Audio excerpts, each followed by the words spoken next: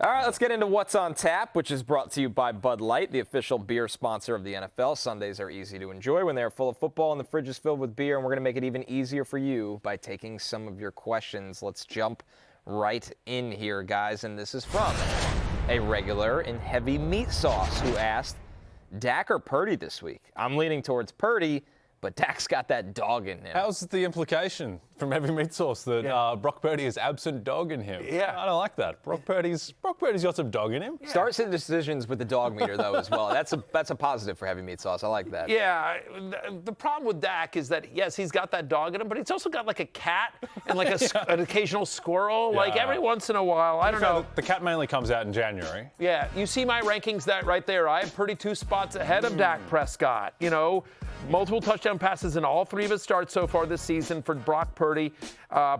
Carolina Panthers are 32nd in the NFL in pressure rate. Like, no team gets to the quarterback less than the Carolina Panthers, so Brock Purdy should have a clean pocket to look for Kittle, Pearsall, Jennings, Bourne, Christian McCaffrey as well. So, you know, this game is in San Francisco as well. So, yeah, give me Brock Purdy in this one, guys. Yep. I think it's mainly a commentary as well about the fact that Dak has to play the Eagles defense, who I think would be, along with Denver and Houston, in contention for the #1 defense in the league. They've just completely, Jared Goff couldn't do anything. Jordan Love couldn't do anything. This is 2 of the best offenses in the league. Yeah. Just completely powerless. Yeah. And Jalen Carter is not going to spit and get thrown out after the first play in this one. We'll see.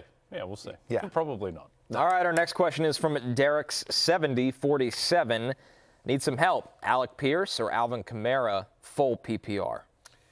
Yeah, I get this question, right? And you want to say Pierce. You want to, That always helps when you're answering. Next.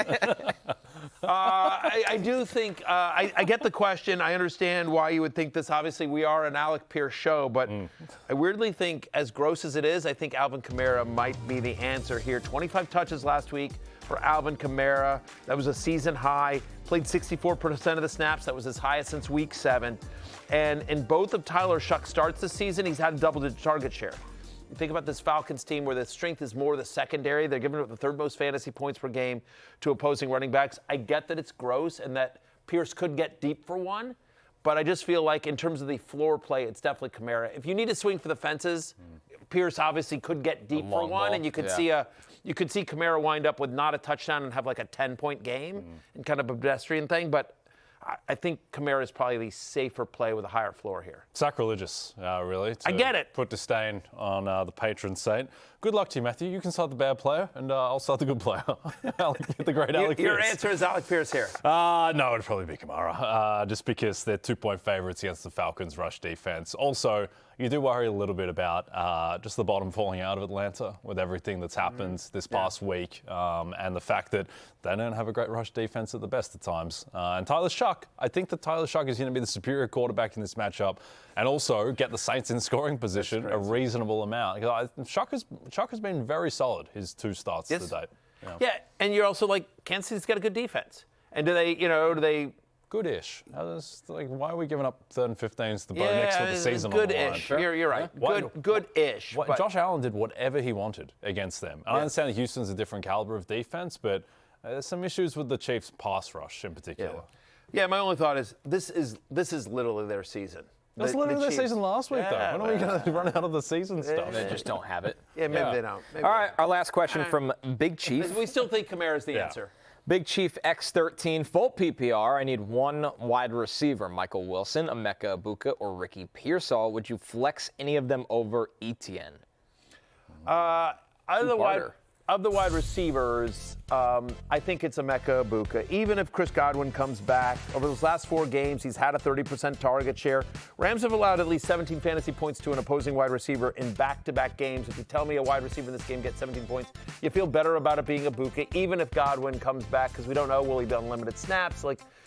Where is he exactly at? So I do think Egbuka over Wilson or Pearsall, though I will say if Godwin comes back, it's really a coin flip between Egbuka and Wilson. Right now I have Egbuka at 11, I have Wilson at 17, but if I knew for sure that Chris Godwin was definitely playing, I feel like you would make them closer. I'd probably still keep Ibuka there, but it's tough. it's close. Yeah, It's tricky. a really It's a tough close matchup one. against the Rams, a Rams team that just doesn't give up explosive pass plays. Their safeties are awesome. Yeah. They're Yeah. awesome. Yeah, now And Quentin well Lake is coached. hurt, so he's not. I think he's gone on IR, which doesn't help at all. But And we just heard Dr. Denny Carter talk about Wilson. We talked about how bad Jacksonville is against perimeter wide receivers as well. But I will say the other part of that question, I would not flex any of them over Travis Etienne. I would still start Etienne.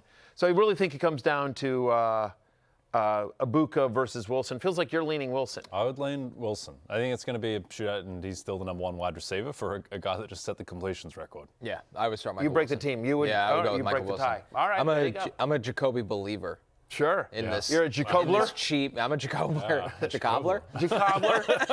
Jacobler's funnier. Jacobler is more accurate, but sound- Jacobler's funnier. Sounds like a chicken. Yeah. Yeah. Cobbler. Yeah. I mean, like, because then it gives you it just allows you to talk trash, choke on that, Jacobler. Right. There Yeah. you go. All right. Choke on the Jacobler. I'm working it out. Yeah. Saved by the bell. By the just way, in time. Travis Etienne, is this his fourth year in the league? Feels like he's been in the NFL for 15 years. Right, well, and on some kind of injury 75 times. Aloha Bricks, 9 spots is crazy, but hey, we all have our weeks. That's okay. You bounce Now back. you're just motivated to bounce back. Yeah, exactly. Aloha Bricks. Listen. You're the Chiefs against the Colts now. Yeah, listen, Aloha Brooks, you're like Alabama. You fell, you had a you- loss, but you know what? You've still got a game against Auburn. You'll You still climb have- back up. Yeah, That'll you'll do get there. it for What's on Tap, presented by Bud Light. Easy to drink, easy to enjoy. Hey, it's Matthew Berry from NBCSports.com and RotoWorld.com, and I want to thank you so much for watching whatever it is you just watched, or if nothing else, being too lazy to click out of the autoplay after this video started, after whatever it is you actually wanted to watch finished. But now that you're here, I'd like to take a moment here to ask you respectfully now, okay? I'm asking you respectfully to subscribe to the NFL on NBC YouTube channel. You'll get the latest Roto World fantasy news headlines, all sorts of great shows, including my own Fantasy Football Happy Hour. So go subscribe now. Again, I'm asking respectfully.